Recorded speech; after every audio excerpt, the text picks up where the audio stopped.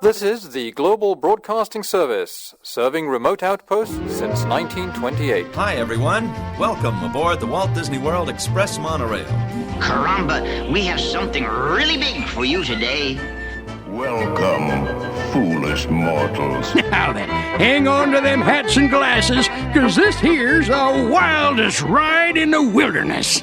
This is the DBC Pod with Phil Schoen and Jason Dodge.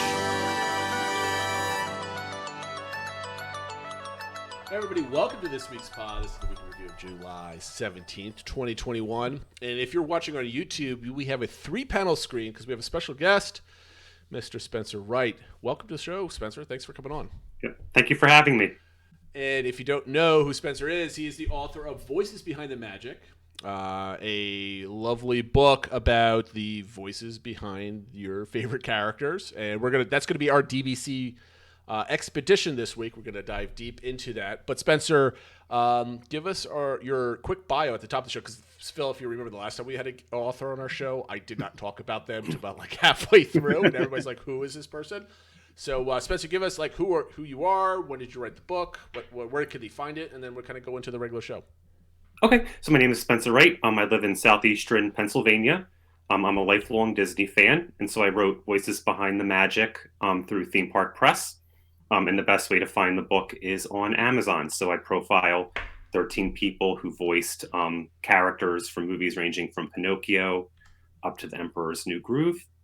And there's a few attractions and shorts in there as well.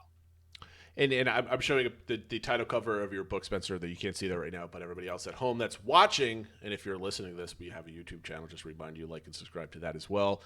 And you can see all this other stuff.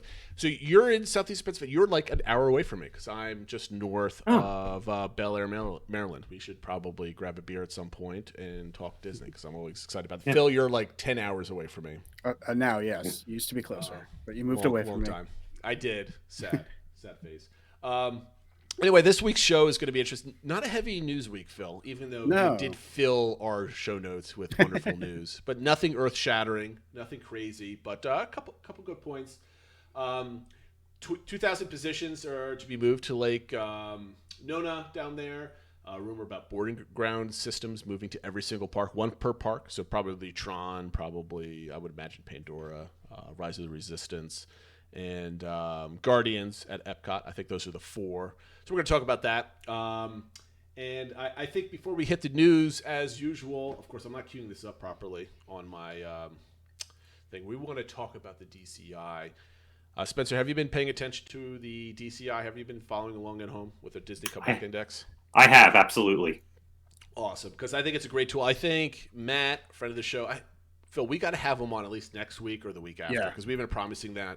He's been doing some really awesome. If you haven't tried it and you don't have the link, go back. He's been doing some historical DCI. I think it's funny when I say historical, but it's like he's going back to last year. How Disney kind of crept along, coming back to where they are right now. But the DCIs, I'm going to bring this back on the screen. Apologize, guys, at home. 65.87%. This kind of just got updated about an hour ago. EPCOT Monorail, Frontierland Churro Cart had an impact on the DCI, which is great. Trails End and all the other stuff that's kind of popping up. So some good stuff there. We're getting back to normal, which I really like. So if you don't know about the DCI, make sure you follow the links that are in our show notes. Or they're sometimes in our show notes, right, Phil? At least.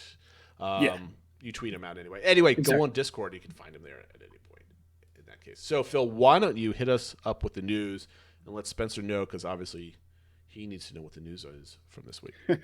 Yeah, so you mentioned it in the intro, but I think the biggest news item, or at least the one that got the most chatter on social media, is about the announcement from Disney that they are going to be relocating about 2,000 positions currently in Southern California and moving to the Lake Nona area in Florida. So it will be much closer to Walt Disney World versus Disneyland. Company officials said it would primarily involve employees in the parks, experience, and products divisions. So it's not really impacting movies and things like that. It's much more for the theme parks and the Imagineers and that sort of thing. That's good, though. Because you ever notice, because I was listening to Disney Dish a couple of weeks ago, and people were writing in about like past video games and stuff like that. They're all based on Disneyland in Southern California. Meanwhile, you have the biggest park in the world and nothing's based off of it. So there's always been a like California-centric bias. I don't know if you want to actually call it a bias, but to a lot of the extracurricular activities coming up, maybe this might change it. I don't know. And I'll read a quick note from Josh Damaro, who's the chairman of that division. He said, expanding our already significant footprint in Florida makes sense.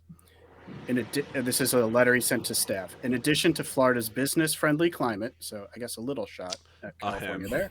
Shot across the bow. This new regional campus gives us the opportunity to consolidate our teams and be more collaborative and impactful, both from a creative and operational standpoint. And my understanding is there's a lot of sort of little offices around the Florida area, so those people will also be consolidated in this campus. So it isn't just the 2,000 people; it's larger than that.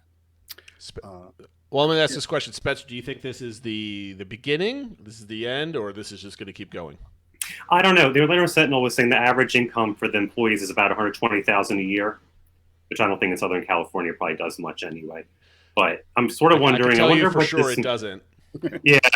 So I've been trying to think. I wonder what this means. Are they going to shift everything because they still have their studio in California? But I did notice that little dig of because Florida seems to really welcome business. I think it's mostly the whole COVID situation that kind of irked a lot of people. I mean, California's a very expensive place to go. I mean, you're always going to need studios there because that's where Hollywood is.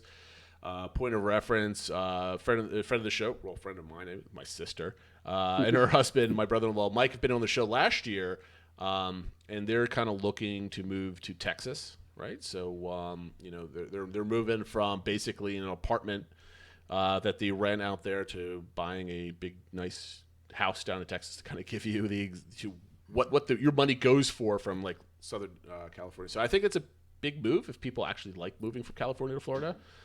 I'm afraid a bunch of politics might kind of come into this a little bit, which is, I guess, is normal for business, big business anyway. Yeah. And just to kind of put it in perspective, 2,000 positions, what does that mean? It said this represents less than 5% of Disney's total staff in California. So it's not like they're moving the entire, industry, system and everything from there. You have a lot more people. Yeah. Yeah. But it does impact Walt Disney Imagineering. And actually just today, Bruce Vaughn, who is a former president of Walt Disney Imagineering, sent out a letter basically to the as a former Imagineer, but sending it to the current Imagineers who maybe are feeling a little disheartened about this, saying, it was kind of a real honest letter where he said he felt angry about it to start with and that sort of thing. But after a while, he said, you can either just wallow in that anger or you can kind of try to make the best of it. And new challenges can bring new opportunities and new inspirations and things like that. So, kind of saying it's okay to be upset because there are 2,000 lives or 2,000 families impacted by this, right? If they don't want to move from Florida, California, that's a big deal. But I can totally understand it from the corporation standpoint of why they're doing this and why they're trying to consolidate staff there. Phil, you know what that tells me? It tells me that the people that at WDI and all those people are just like any other crazy Disney fans. They get all upset, or at least Bruce, who's a former WDI president, is like, oh, you can't change how it always used to be. But just like everybody else that was, angry that the Pirates changed from a year ago or so, hey, you know what? Things change, and this is you gotta flow with it. Yeah, I was actually thinking about we obviously a little quick plug. We did all our recap shows for Loki, and that was kind of the whole point of Loki, right? The whole idea is the character creates challenges and disrupts things because the heroes grow through those challenges, and maybe everyone can kind of think about it like this, but still real lives impacted by it. Spencer, I have to ask you a question. I drink from my free dining mug that I have. I have a bunch of them. Phil likes to buy nice shiny tiki mugs. Do you have a favorite Disney glassware? Well, my water mug I have from Creature Comforts at my favorite park, Animal Kingdom. Oh, we got another Animal Kingdom person, Phil. Animal Kingdom. Nice. We got to get Ryan on now. I could spend the whole trip there. Yeah, but it's like my work at home water mug and everything. Phil, do we need version 2 or second coming of the theme park fight that we had last summer? We might have to, except I think we have like 10 people that would be defending Animal Kingdom. That's great. I think the more commentary, the better. All right, let's get on with the news. What's next? So just one quick update, because last week we did report that announcements were out about which resorts were going to be eligible for early entry and the extended evening hours. And at that time, both Shades of Green and the Swan and Dolphin were not mentioned there. Since that time, Shades of Green, it did come out that they will get the early entry, and Swan and Dolphin will actually get both. They will get the early entry as well as the extended evening hours, which were for deluxe resort. That surprised me a little bit. But that makes them, I think, in play for a lot of people, depending on how much of a benefit this is. But those rooms are usually, you can find deals on those rooms much cheaper than other deluxe accommodations on property. I think that might be Disney's ways of saying, like, there's other ways for you to get in the park. I mean, like, I'm not surprised for early morning hours. Oh, no. That seems pretty standard. The extra evening type of stuff, I think that's kind of surprising, because I think Disney would want all their deluxe resorts filling up just because of that reason. Spencer, are you surprised by this at all? I was a little surprised, especially because they made such a big thing about it being for deluxe guests, and now they're kind of adding. Yep. So I wonder, are they getting a lot of pushback? Are they going to add more? So it'll be interesting to see. I mean, as long as the parks are still open pretty late for everybody, I don't have really much of a problem with it. Yeah, you're kind of aligned with how we're kind of absolutely thinking about it. Yeah. Next quick news thing I thought I'd mention. We're not going to go through every single menu item or anything like that, but the EPCOT International Food and Wine Festival did start already. Nice, like 100-degree weather where you can get your soup and stuff like that, which is hot great. Wine and soup, wonderful. But obviously, all the reviews and everything are trickling in. But I saw it got posted actually on our Discord channel that WDW Prep School, they tried every single thing. I guess they had 4 of them were down there, and between them over a couple of days, they tried every single item, and they added up the bill. And I thought I would just ask you, what do you guys? And keep in mind, 9 booths aren't open yet, but of the booths, all of them are open. Every single item. Drinks and food and beverages. And beverages. How much do you think the bill was for one of each item? $785. I was going to guess like $850. $1,095. Wow, the Yikes. $1 bet, the Price is Right bet wouldn't even have worked on this. Yeah. All right, that makes sense. Okay, fair enough. Next news item is that we've mentioned about part of the 50th celebration at Walt Disney World is that there are going to be the Fab 50 characters, golden statues around the various parks at Walt Disney World. They've announced the first 2 so far. Not surprising, the first one announced was Mickey Mouse. The second one out is that Goofy, so probably something that could have been guessed as well. I thought I kind of put this in there because I thought it could be a good question of which characters would you want to see included? Like, obviously we know the Fab Five and stuff like that's all going to be included, but which characters that are maybe a little more under the radar are you hoping will get a statue of them? Spencer, you have to go first. Guy, think about this. I don't know. Yeah, I'm hoping he's not too under the radar, but Jiminy Cricket. He has to be on there. Yeah, he has to. And I always loved the Evil Queen.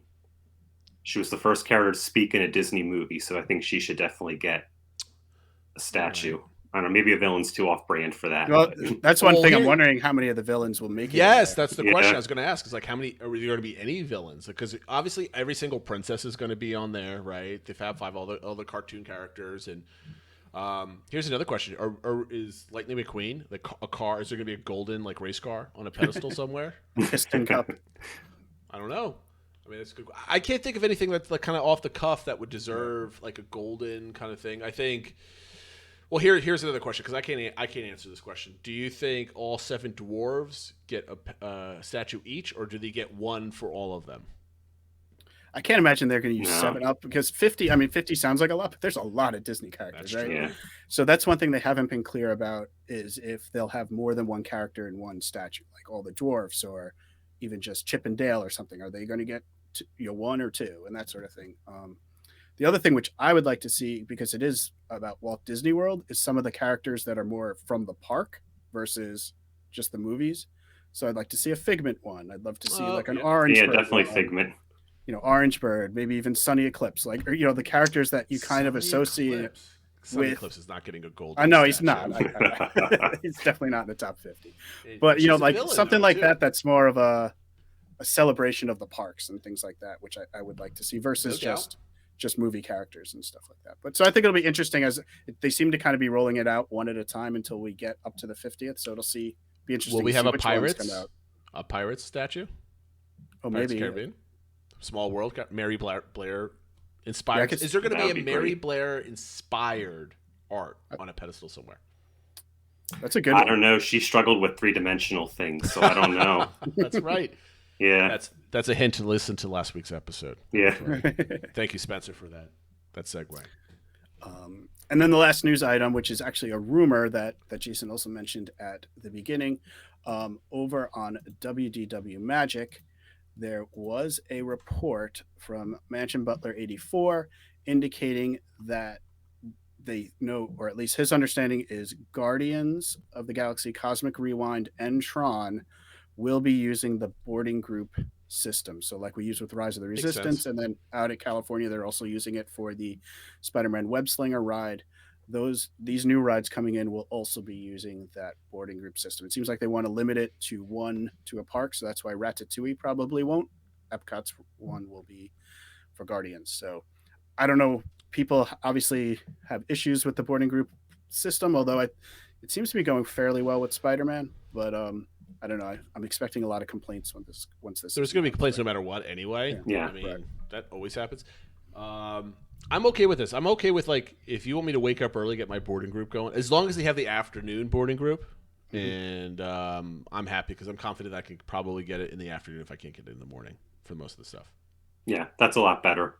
I mean, I'm not a huge fan of them, but if the alternative is that or an 8-hour wait, then Yes. the boarding group is a good Or alternative. you'll be able to pay $100 per person to get on. Right.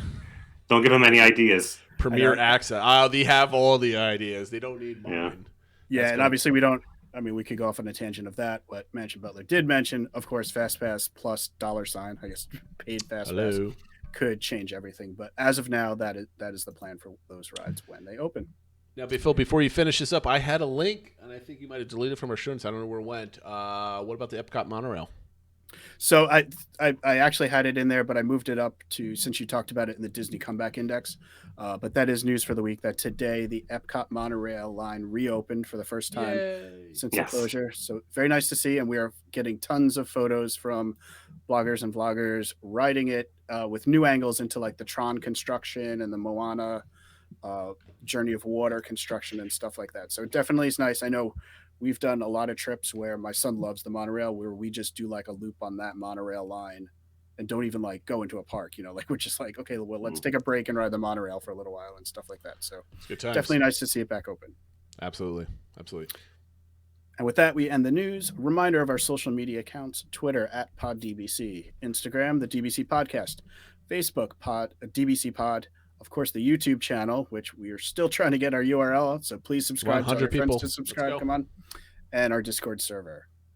Phil, am I allowed to ask people to make a second account on YouTube just to subscribe to our channel? Oh, I put out there like, yeah, make a second account, use your kids' accounts, whatever you got to do. Subscribe everywhere you can. Yeah, our goal is 100 subscribers. Where are we at right now, by the way? I haven't looked in a couple days. We were in the 50s, I think. Yeah.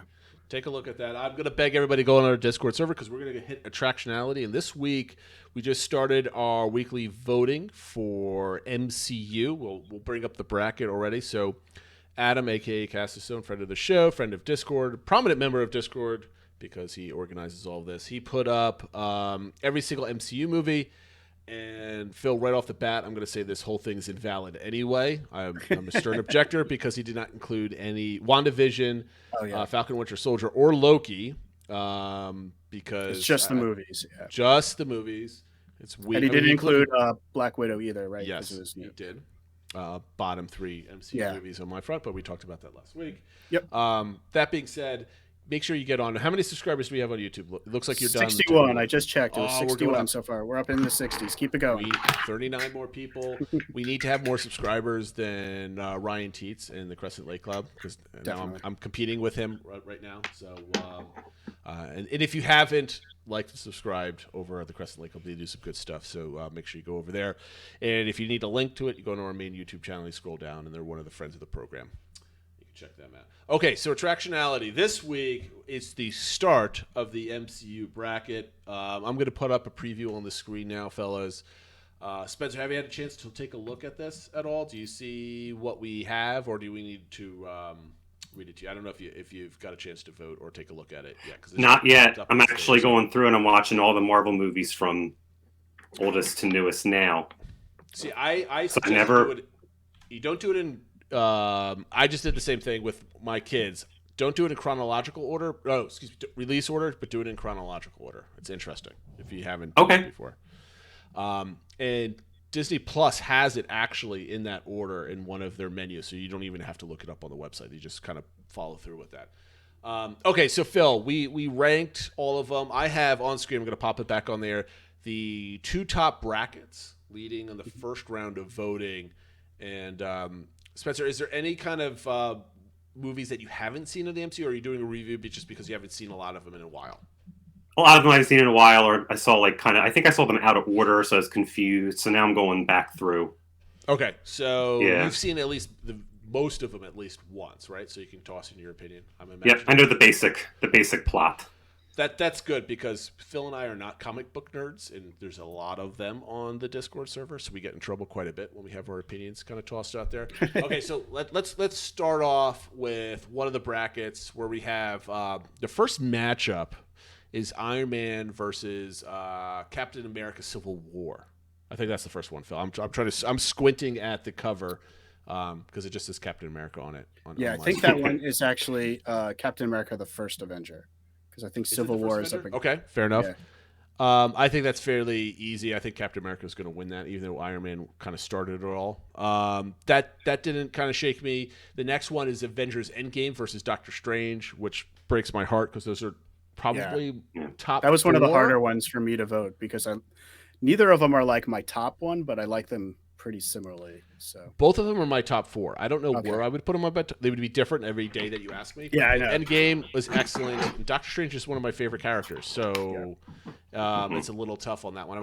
I'm sorry to see one of those is going to have to go, and it's probably going to be Doctor Strange because everybody's going to vote for Endgame, I would imagine. The next one is kind of brutal. It's Black Panther versus Ant-Man. On that one, I would suspect that Black Panther wins that one hand down, which is I think so. Makes me sad a little bit. The next one, Phil, if you could take a look at it, it's Spider-Man: Homecoming versus another Captain America movie. I think that's the Civil War one. The Civil War? Yeah. Which is a shame because Civil War is probably one of the best ones out of all the MCU movies. It's one of my top 4 or 5. And Spider-Man is such a good movie. I expect Spider-Man to lose from that. And then the next one is 2 Avenger movies going up against each other. It's the first Avengers versus Ultron. The first Avengers is kind of shaky, and Ultron's really good. Spade and any voiceover is going to win no matter what for me because the voiceover interesting. is awesome. Because I think that's kind of the Avengers movie a lot of people are more down on. They don't like that one as much. I get it. But it's also an interesting one in that I think since WandaVision came out and Wanda is first introduced in Ultron, and that's when Vision comes out and stuff too, that I think the appreciation for that movie has increased. I agree. Since WandaVision came out. The next one is Guardians of the Galaxy versus another Captain America movie. I think this is the original Avengers by looking at the cover. Yeah. I'm squinting. Anyway, I love Guardians. I love all Captain America movies. The first Captain America movie is my least favorite, even though it's probably one of my top 10 movies. But Guardians of the Galaxy is, both of them are super awesome to me. Yep. And none of these movies has surprised me because I think these are all in my top. I think what did we vote for? 12, 2, 4, 6, 8, 16? 15, actually. 15? Yeah. So we voted for that. The next one is Infinity War versus Captain Marvel. I'm surprised Captain Marvel was on this list. This is my only big surprise out of all the movies. I have to go Infinity War over this one. That's how I voted. I don't know if you would vote Captain Marvel over Infinity War. I think she's going to be a big casualty on a big swing. Yeah, no, I think so. I think from talking to people, that the one that made the top 16 is probably the most surprising. And then a lot of people are surprised that the original Thor movie did not make it. It was number 17, so I think it was right on the cut. So those two are probably pretty close. But were you going to say something, Spencer? No. I'm following along. I thought you were about to say something. And the last one is Thor Ragnarok, which is probably one of my favorite movies. That's probably, I think I voted for that either 2 or 3 on the whole list overall. Versus the other Guardians of the Galaxy movie, which is that's the other one that's like, which one do I vote for? Because right now you have Guardians of the Galaxy going up against Captain America and Thor Ragnarok, which are like top 5, top 7 movies on everybody's list. So I would not be surprised if Guardians of the Galaxy does not survive to the next round, just based off of who they were going up against. It's tough. We'll see. I Meeting think the with first Dark. one might make it. It's the second one is up against Ragnarok. I think that one has no shot. But I guess we'll find out. I think everybody loves Thor Ragnarok. That's on somebody's top 10 list at the very least of all the MCU movies. Now, Phil, I have to ask you now, which of these movies, I'm going to pop this back on here again, would you replace any of these movies with WandaVision, Falcon Winter Soldier, or Loki? Or what? Right off the bat. Right off the bat. I think I would put, well, of those three, WandaVision is my top one, and I would put that in place of Captain Marvel, although I do like Captain Marvel, but I think that's the easy one. Okay. Of the list of those. And then I probably would put Loki on. I'm not sure what other one I would replace, though. That's the problem with these, right? Everyone's like, that's too low. It's like, okay, well, if you move that one up, you got to put something down. So I'm not as big on Guardians of the Galaxy 2. I know some people love it, though, so I might replace Loki. That's going to be important coming up with the Celestials and the Eternals. And I know. It's just like gets convoluted a bit, that whole movie. But... Okay. I would probably replace Ant-Man with Loki. Okay. And I agree with your first statement. Spencer, have we bored you with enough MCU stuff? No, I love Doctor Strange, so that one would definitely win. I'm with you. Yes. I'm with you on that one. No follow-up questions. So if you haven't voted yet, hop on the Discord server and vote for this bracket. You'll find a link there from Cast of Stone in the Attractionality channel. Tweet out at the direct link as well, too, so this way people can find it directly. Yes, we need more votes. We need the true winners to actually shine through and not homers with Mitt that's just kind of voting for some random stuff because he's the biggest comic book nerd that we've got going on so far. So with that being said, no follow-up question this week because nothing's final. We'll have some follow-ups as this thing kind of finalizes. Hopefully it'll be done. I think Adam should have it done by the end of this week, right? We should have it for next I'm hoping, episode. That's the plan, I believe. Okay, so the topic at hand, this is one that we've been saving for, I don't know, how many weeks, and you found at least this is at least the third try. So. Yes. July 5th, this tweet came out, so it's been 13 days. So I guess 2 shows worth, right, that we haven't had it. The question is, what's one Disney or Universal attraction? I think we'll take the Universal out of this one. If they have announced that it was closing permanently, 1 month from now, you'd make a special spur-of-the-moment trip to see it one more time. And the park lore, theme park lore at Theme Park Lore on Twitter, put a carousel of progress on there. And Spencer, we talked about this before the show. You had one that was very interesting by your reaction. So what would you go to see if they were closing? It's a childhood favorite of mine. This was Family Treehouse. Ooh. Yeah, in Magic Kingdom's Adventureland. What makes you want to have to go down and have to see it if they were going to chop down that tree? It's classic Disney Imagineering. It opened in Disneyland. It was an attraction very important to Walt. And I think if it closed, I don't think anything like that would probably be built again. No.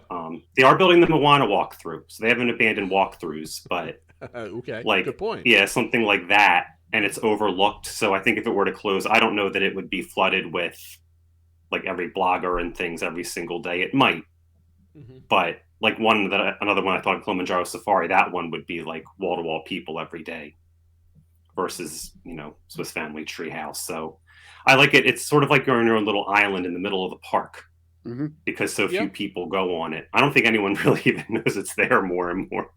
They're just like, what is that? And they keep walking. I'll tell you this right now. Like the first time I went to Walt Disney World as a parent, which was in 2015, that's where my love for Disney got kind of renewed and led me down this path of making a podcast. I haven't been to the parks. I was there. I was 34 years old. I hadn't been to the park since I was maybe 12-ish, roughly.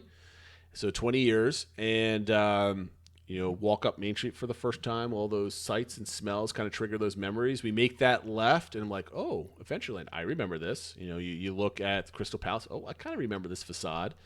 The music rolls over you, and then all of a sudden you see the Swiss Family Tree, the treehouse, and you're like, oh, let's go up this. So I'm hauling my 2-year-old daughter at the time up this. We're walking, and I'm like, I remember all these things. And that's the first attraction I went on as a parent, and it has a special place in my heart. Now that being said, I was ready to tear it down a week ago, Phil. When I was going to say you were what we were ready to put in all that place. All the things you could put in there if we took out. I think it was with the carpets of Aladdin. You said take that out and take the tree out while we're at it and put something. Cool What could you put in there? I'm always ready for change, but I don't think they would ever be able to replace it because it's just from a mechanical and geographical standpoint with putting a building in that water. I don't think they could do it.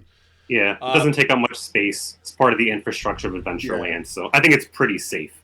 I think it's very safe. I don't think that's ever. The only thing that you would have to be worried about is kind of like a Disneyland, like kind of, what do they call it? Retheming or overlay, retheming, like they did it for Tarzan. Yeah, exactly. I think that's the only risk that you have. And since we've last been there, we've actually had the kids watch the movie, so they might actually have a reference what it actually means. So I'm looking forward to that when we're on our trip in October. Phil, what would you go make a special trip for? So I was thinking Walt Disney World specifically, and so the stuff that's at like all the parks around the world, I kind of wasn't really worried about. They're not going to get rid of like all the Haunted Mansions or all the Jungle Cruises and that sort of thing. So I was thinking what's specific at Walt Disney World. And the one that I responded to this tweet was, it would be Living with the Land. Mm-hmm. That's a good one. Yeah, because you know what? I initially thought Soarin', but I was like, well, they have it in California, but Living with the Land, that's another classic. That's just a classic one. It's kind of one of the rides that's left from original Epcot and kind of what it was about. It's one of our family favorites. It's probably the ride we ride most often. We do it multiple times a trip. There's tons of hidden Mickeys in it and stuff like that. And kind of like to your point, Spencer, about the Swiss Family Treehouse, I can't imagine if they ever closed down Living with the Land, they would ever build another thing like that ever again. Good point. So that's the one. And just as a funny tidbit, I asked, some of my family members, I asked my oldest daughter, what ride would you make the special trip for? The first thing she said was Living with the Land. And I asked my wife, and she said the two, she had two answers, Living with the Land and the People Mover. So we are a very in sync family, I guess. Well, I mean, you've loved and you've trained them well to like the same things that you like, I guess, right? Exactly. It all works out. For me, I mean, this is a tough one because you can go with like the People Mover, you can go with the classic like Carousel of Progress. I don't have anything from Epcot. I'm not a huge Epcot fan like you are, Phil. That like I need to go there for anything.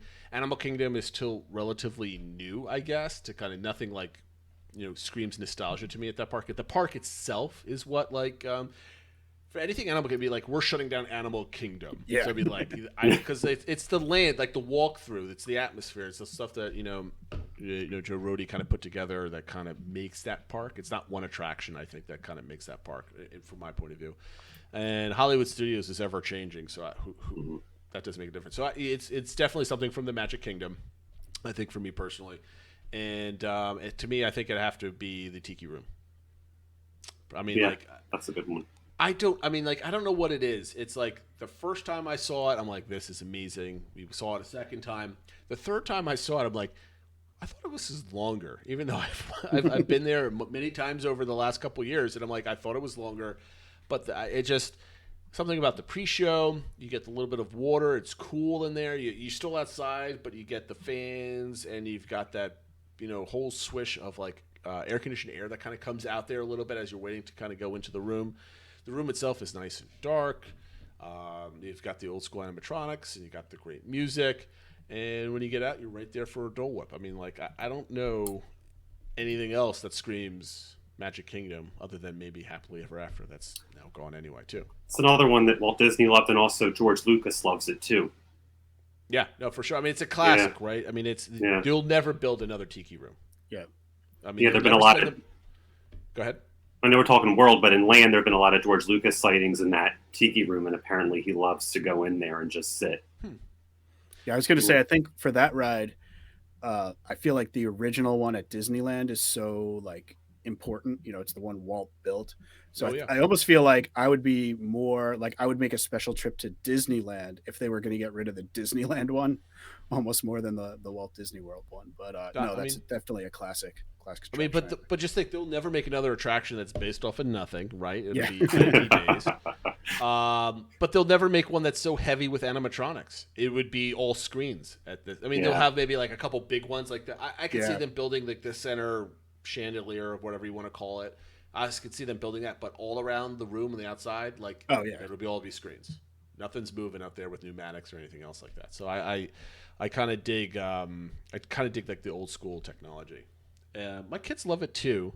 I you know what, I didn't ask my kids this because they were too young to remember anything. They would just spit out whatever their favorite ride is at this point. So there's no nostalgia yet for maybe my 8-year-old, but no one else. But I think the Tiki Room is probably a good one on this. Do you guys have any close seconds that come to mind as we've been talking about this, or like you're pretty settled on what you? Yeah, Kilimanjaro Safari was another close second, because that's another one I'm not sure what they would do if they closed it. I'm glad I'm not the only one who picked like an obscure attraction. I was like, they're going to think I'm crazy picking this, but immediately that was the first one that popped into my head. Hey Phil, what about the Jamboree? Because there's always been rumors that Country Bear. It's Country Bear, yeah. I really like that. I think that falls into another one of those, like they're never building another Country Bear again. I don't think I'm as into it. Like I don't want it to go anywhere, but I don't think that would get me to do a special trip. The other two that come to mind are newer or somewhat newer. Tower of Terror, because I think that's so unique and kind of just one of my favorite. I just think it's just one of the most well-done rides. And also it's going to get redone, but if they were to ever just completely get rid of Spaceship Earth, I think I would have to go down for that one. But that's kind of iconic. I would go with that. I mean, the only other ride that would be fearful, you named it, like my two favorite rides is Haunted Mansion and Pirates, but they would never take those away. Yeah. So like to me didn't even consider those because they're not getting rid of those. So, and you can't say Jungle Cruise either because they just redid it, so it's here for the next 30 years anyway. Yeah. There's no risk of that going anywhere. Exactly. So you can't count them. Okay, so that's the DBC Attractionality for this week. Or the topic. Here am I announcing something I already did. We're gonna slide to our expedition, DBC Expedition of this week with Mr. Wright himself here, author. Who's behind the magic. There's the book. I was just going to flash the screen, but you did it for me. I don't have to produce that section of it. That's excellent. So I have to ask. I mean, like we have to ask some of the basic questions. Like, so when did you start writing this book, and why did you start writing this book? So I started about 3.5 years ago. I'm a lifelong Disney fan, but as I was learning more and more about Disney and its history, and I love old Hollywood as well, I wanted to start like doing something with it. So maybe a podcast or a blog. But then I thought a book was a great way to sort of research a topic, really take your time with the topic. So I started to think, well, what would I want to study? Because if you write a book, it's something that you think about 24/7 for the years that you're working on it. Sure. So more and more I was attracted to a lot of the people who voiced the characters, especially in classic films. There were a lot of very strong personalities. They heavily influenced the characters. And they basically all have an interesting story. I mean, I have a list of about 40, and I ended up picking 13. Okay, so yeah. I mean that's interesting. So we're going to go into the 13 that I have listed here, and we can kind of go through some of your favorites. What drove you to pick the 13? Was it based on the characters, and you just loved their voices and their characters, and you went from there, or was there a different way you picked those 13 people? Well, I needed to make sure I had a mix of kinds of characters and movies. So when I first made the list of maybe like 12, they were almost all villains. And then I was like, all right, I got to mix this up a little bit. So there's some villains, cute animals, fairies, people. So that was one of the main drivers. And then to also make sure I wasn't focusing on any movie too much. So there's a couple, one or two here that I did some brief research, and I couldn't really find how they were driving to be part of your book. So I'm going to start off with asking you, what was one of the most surprising things you've learned with any of the research that you were doing? I knew that a lot of these people had influenced the look of the characters and their role. I didn't realize how strong it was. I have a chapter on Cliff Edwards, who voiced Jiminy Cricket. And initially, he was going to be a very minor character, Jiminy Cricket in Pinocchio. And it was going to be Geppetto, who was going to be one of the main characters. But in part, they had an actor, Christian Rube, who had a very thick accent, which at the time audiences didn't have much of a tolerance for. And then they had this fresh, popular singer, Cliff Edwards, who in the 20s was a massive, massive star. They liked his voice, and he helped drive the character and really the movie. Well, let's start there. Can you give us a little bit of who Clifford Edwards was and how he got the role with through Disney? Yeah, so he was born in Hannibal, Missouri. He worked on vaudeville, on the stages in New York. He worked in saloons, and then in the 20s, he was a popular singer known as Ukulele Ike. The ukulele is popular because it was cheap, easy to learn, lightweight. And he started working in movies as movies were looking for people who they knew could speak. When the transition in the late 20s happened from silent to sound, they needed people, again, who were unaccented, who could memorize lines, who they knew audiences liked. But by the time he went to work for Disney in the late 30s, he basically had bottomed out. And he was in small supporting roles in pictures. So he was the 37th person to audition for Jiminy Cricket. And he was still remembered. So in reviews, people would say, like Gossip Queen Hedda Hopper would say, we all remember Ukulele Ike from the Jazz Age. And he loved working for Disney. He worked for basically every studio at one point or another.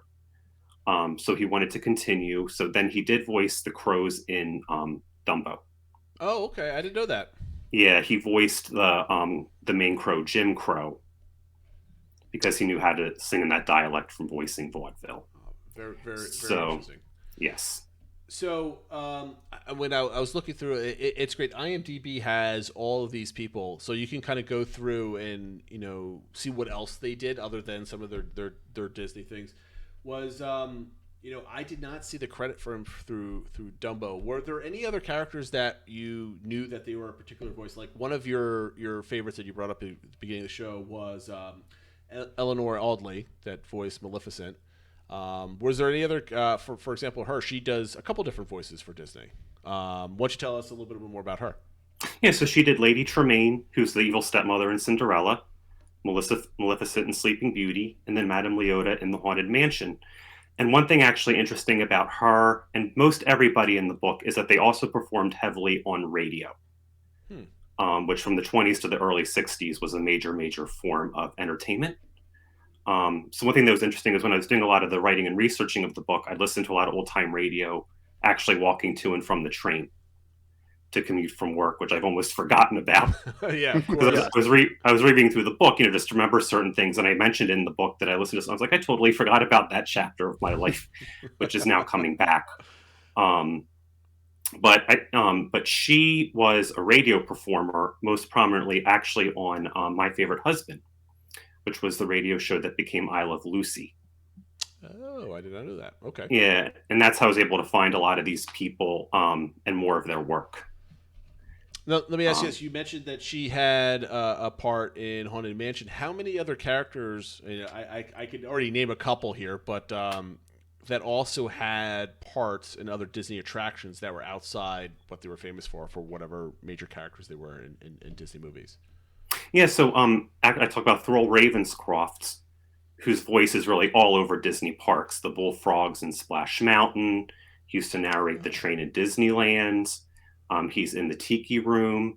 In the Haunted Mansion, he voices one of the heads in the graveyard, one of the singing heads. And there was a myth for a long time that I think now has kind of been dispelled that was Walt Disney.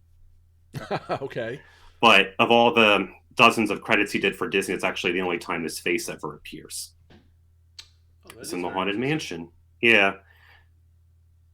So I have Thurl down as the headliners on the Aristocats and 101 Dalmatians, but like in IMDb, when I was doing my quick research, they don't list the attraction credits that they get from that. So, what other characters that you have here? Because I think one of the characters that you bring up that you never really think about with Disney, but she's all over the place, is Angela Lansbury as Mrs. Potts. So what did you find about her that maybe things that we don't really know? Because everybody knows her from like Murder, She Wrote, right? That's like what she's famous for. But she's all over the place with everything else. Are there any other tidbits where you can kind of share where she's been? Yeah, well, studying her, I use as an excuse. I love old Hollywood. So I'm talking more like 30s, 40s, 50s Hollywood. So I use it as an excuse to watch all of her movies and study them because her career started in Gaslight in 1944. And she's semi-retired, but she's still alive and well and working. So studying about MGM and the studio system. She went through Broadway, television. And the animator Dave Proxima used a lot of her footage for movies and also Murder, She Wrote, which a lot of people still love, to get those little subtle head tilts. Because with all the appliances, the teapots, household items, and Beauty and the Beast, they want them to look lifelike, but still like appliances. So it was a struggle. They can't look too cartoony, but not too stiff. One of the people that I found was really surprising that you included in your book, because I don't think of this person as Disney as all. And out of your 13, can you guess who I'm going to come up with next, Spencer? Just from, I didn't even know he had a Disney connection. Oh, it's a he. Is that Bing Crosby? Yes. Yeah. So, like, what's the connection there? That's That's actually one of my favorite Disney movies. He animated the Ichabod Crane section in The Adventures of Ichabod and Mr. Toad. So a lot of the package films in the 40s, popular musicians like the Andrews Sisters, some people are still known today, Nelson Eddy, Dinah Shore, and he was one of the musicians that helped, drum up publicity, but they were also associated with a popular brand. So it worked out well. Walt sort of learned his lesson a little bit from Fantasia. Mm-hmm. Okay. That maybe classic music didn't translate as well with audiences as he would have liked. Maybe a little bit. For those for the young people that are listening to this show, Bing Crosby, you just once Christmas time rolls around, you'll hear his voice prominently on all the classic Christmas songs. That's where I've heard him quite a bit on and I don't know if this is true anymore since it's changing, but it used to be with Jingle Cruise. You could hear him a lot in the background music. Oh. In the I've queue. never been on the Jingle Cruise, so I've never been down there during the holidays. So that's really interesting. That can make sense, though. Yeah, for sure. One of the people that I thought had some of the most credits for Disney movies for major characters was Miss Vernon Vernon. Can you tell us a little bit about her impact on some of the Disney movies and her voice?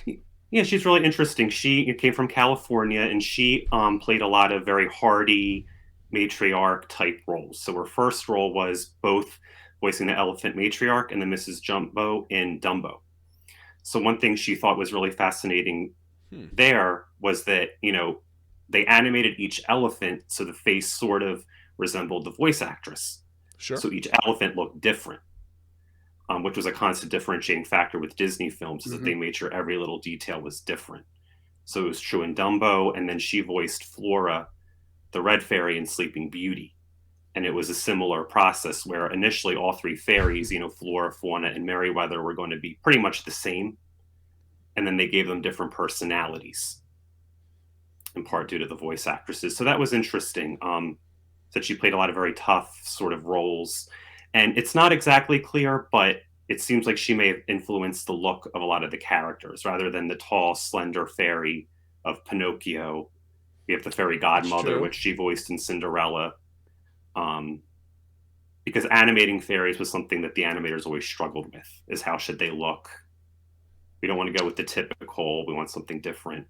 Well, I mean, that's kind of true because, I never really thought about it that way, because you have like Tinkerbell and, all these other things, but then you have, Flora, who's a more matriarchal type of thing. And then you have the fairy godmother is, a nice, huggable, godmother type figure. And when you're, to us, it's like, obviously that's what they look like because that's what we've grown up with. That's for nearly 80 to 100 years. That's what's like, what they've looked like. But when you're drawing these things, what are they supposed to look like? Right. Because I think we just recently watched Enchanted. That's on Disney Plus. That's like kind of like the musical that kind of blends all the fairy tales together. Mm-hmm. And I believe the fairy godmother and the Cinderella character is kind of like a young looking, because it's like her, not really her favorite, it's like her mother, I believe, or her fairy godmother on that aspect of that. And it's just like, a young, beautiful mother that's looking down endearingly on her child type of thing to kind of give her dress and her shoes and that type of thing. So it's kind of interesting that they went with that. Another thing I didn't realize she did was the same voice was also, correct me if I'm wrong, Spencer, the Queen of Hearts as well in Alice in Wonderland. Yeah, she did. They're very different. No, I was going to say because like the inflections and like you go from a matriarchal loving character to a very harsh Queen of Hearts kind of shows her range in a lot of different things. Yeah, and she was someone who worked on vaudeville as well. There was another person I talked about, Ed Wynn, who is most known for voicing the Mad Hatter in Alice in Wonderland. And I knew that movie wasn't received well when it was released in 1951. I didn't realize to the extent that it was pretty much seen as just a mockery, and people absolutely hated it. And I think rewatching it after reading all these reviews is it was a lot of these loud vaudeville performers like the Queen of Hearts and Ed Wynn, as opposed to the more subtle, dry British style. Yeah, definitely a little more in your face and aggressive than some of the others. So Ward Kimball, one of the main animators, described Alice in Wonderland as a screeching vaudeville show. Yeah. So I mean, with a lot of these actors, and you mentioned radio and stuff like that, how much did their work with radio impact them getting the jobs or the relationship with Disney at the time? Because it seems to kind of be like a repeating theme, I guess. Yeah, a lot of them seemed like they auditioned. So I don't know that they were necessarily found and plucked. And then once they were popular with the studio, they were then rehired. So like Eleanor Audley, she auditioned. And that's how she got the role of Lady Tremaine in Cinderella. And then Walt Disney actually picked her for the role of Maleficent in Sleeping Beauty, which she almost had to turn down due to tuberculosis, which in the 50s was it's still a serious illness, but in the 50s it was a pretty common illness. Again, Cliff Edwards, he also auditioned. Now, once you get to the Jungle Book and the Aristocats, so the Jungle Book was in 1967, then you start to see people who were more picked and known for their celebrity.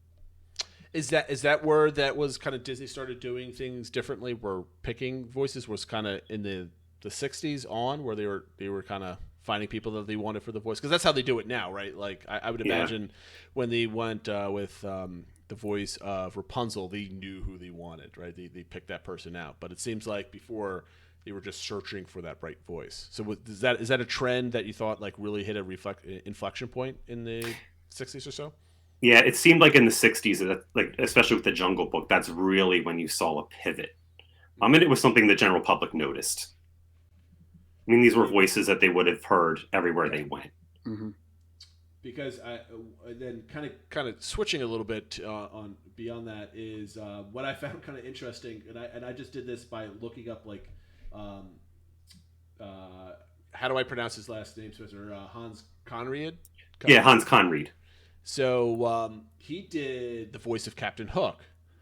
But Phil, can you think of what he also did a voice of? I thought this was very interesting, and it's another cartoon of the mid 20th century, very popular. That's still shown every single year. Well, I feel like I'm cheating because it's probably the one you listed in the show notes. So, did you actually? You got your sorry. Yes. All right. Yes. I realized that you probably read over them as a good podcaster or notes. But why don't you go ahead and tell the audience what he also did the voice? So he was the narrator on the Grinch movies, the Grinch Stole Christmas. Yes. So, Spencer, were there any other characters that you researched that you found that they did some prominent character in Disney lore, but there were also major voice actors for some other movies that weren't exactly Disney? I know Verna Felton voiced the mother-in-law on the Flintstones, the television show. Okay. Trying to think who else. Thurl Ravenscroft, he did voices for Dr. Seuss as well. One of my favorite things was Thurl Ravenscroft and Hans Conried did voices for the Hobbit movie in the 70s. Oh, I did see that. So it was an excuse to watch that. Yeah, and actually Disneyland Records released the album. Oh. So I had a good excuse to watch a lot of stuff like that.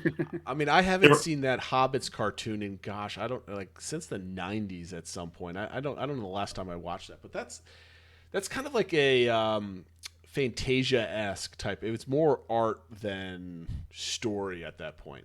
It's if you out there have somehow, I don't know if you can get it on Amazon Prime and rent it or something else like that. That's an interesting take on Lord of the Rings. It was on HBO Max and they took it off, so hopefully it'll come back on.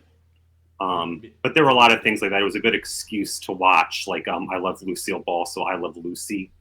A lot of these people were on I Love Lucy. Oh, okay. Now, let me ask you this. So as you've been researching all these different voice actors, a lot of them maintain relationships with Disney for over a period of time. What did you find was the reason why?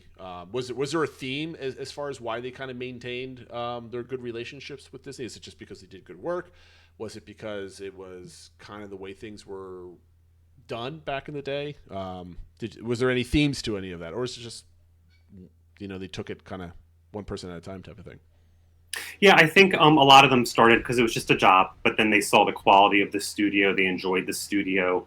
It wasn't really known for paying especially well, but a lot of them knew, like Phil Harris, who voiced Baloo in the Jungle Book, knew that, okay, this is going to be around forever. Or especially then now they become known with the new generation. Phil Harris, he was a band leader in the 30s and then a major star on radio in the 40s and 50s. And then by the time he voiced in the Jungle Book had basically retired. So he was thrilled that now he was recognizable, he was known. And that was a really big part of it. Well, out of these 13, was there any of these voice actors that became either more famous or more successful after they worked with Disney versus being successful before they got to that job? So Peggy Lee, she was a singer who was especially successful. She wrote the songs for Lady and the Tramp, along with Sonny Burke, and then she voiced the characters of Cyan and Peg. And she didn't necessarily become more popular, but every time the film was re-released, for her it was a boost for her career. So about every 7 years, they would re-release the movies, and she could tell every time that happened, interest she in got her those renewed. royalty checks kind of Yes. came into her bank account. Yeah. Yeah, so she loved it. I can imagine. Now, you is there one voice actor that's not in this book that you wish you had room to put on, or not? I don't want to say regret because that's the wrong word, right? Because you put out a pretty good book on these actors. But if you had room for one more, who would you have put in this book that's not there? Well, one I'm still obsessed with is Lucille Laverne, who voiced the evil queen and the old hag in Snow White and the Seven Dwarfs. Okay. And she's of constant fascination. She was known as a stage actress, an actress on silent film and sound film. And I think what's especially interesting about her is just how important she was to Disney history. I mean, she was the first character to speak in, a full-length animated Disney film. So, what if she wasn't able to pull it off well, who knows how Snow White would have been received. That's true. It's like it all started when she spoke. And I think what's so interesting is she brought a lot of talent to the role, like a lot of her own skills, but in a lot of ways it was just a job. I'm like, I wonder what she would think if all these years later we were still talking about her. There's another woman.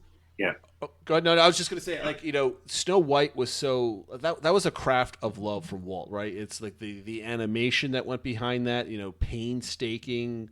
I don't think any other hand-drawn animation has come close to the quality and the work that went into animating anything from like the dwarves to the animals to Snow White as a human than that actual film, which is why it was amazingly successful. And it goes into the voice acting as well, right? So if that all wasn't perfect, then would that movie have been a massive hit that it was? Yeah, she was able to voice both characters by taking out her teeth. So you have some consistency. Yeah, they were like, because they were going to hire somebody else, and she's like, I'll just take out my teeth. And but the morning after that movie premiered, Walt was like, how the hell are we going to top that? Because he just was like, yeah, we can't top that. No, I get it. So my last question to you, Spencer, before we wrap this up, because we're hitting about the hour mark, is you said that there's a lot of different voice actors. Is Volume 2 in the works? Are you actively working on that? Is that something that you want to see being released soon? I'm working on it. I want to see what kind of feedback I get in terms of the format. Should I include more people? Do people want more parks? But I have a whole bunch of people that I really want to write about anyway. So another one is Betty Lou Gerson, who voiced Cruella de Vil. Oh, okay. And Topical. she also did the narration at the beginning of Cinderella. Oh. So there's an interesting contrast. Yeah. See, I think the biggest reactions that at least you get from me is, and I could see sometimes Phil just kind of just sits there as I do all the talking and blather on. But whenever the interesting point comes, his eyebrows move, and I know that that's an interesting point. And No, definitely. I love I love like the little secret tie-ins, like, you know, this person voiced this famous character in the movies, but they also did the narration in this ride and then in this ride, like all those little kind of hidden things. So if I had to, if I had to make a suggestion or, you know, an ask for this, like I would love to see more the voices behind, like, you know, the attractions, the parks, you know, who did the original monorail kind of like narration, who did the cue work for the the Jungle Cruise, and how do they tie into the movies and in Disney Studios as a whole. I'm kind of fascinated behind like all those kind of, you know, old-timey kind of, not old-timey, that's the wrong word, like, but like the classic voices that you hear coming all throughout the parks. And I would love to see tie-ins for that. They were workaholics anyway, but I think because of what they were paid, they had to work all the time. Yeah. So their voices are all over. Well, that's the thing. Like when I was cutting up the new intro for the show, like, you know, you have like the monorail theme. Then I was doing a lot of the stuff with the Jungle Book, and you kind of have like that.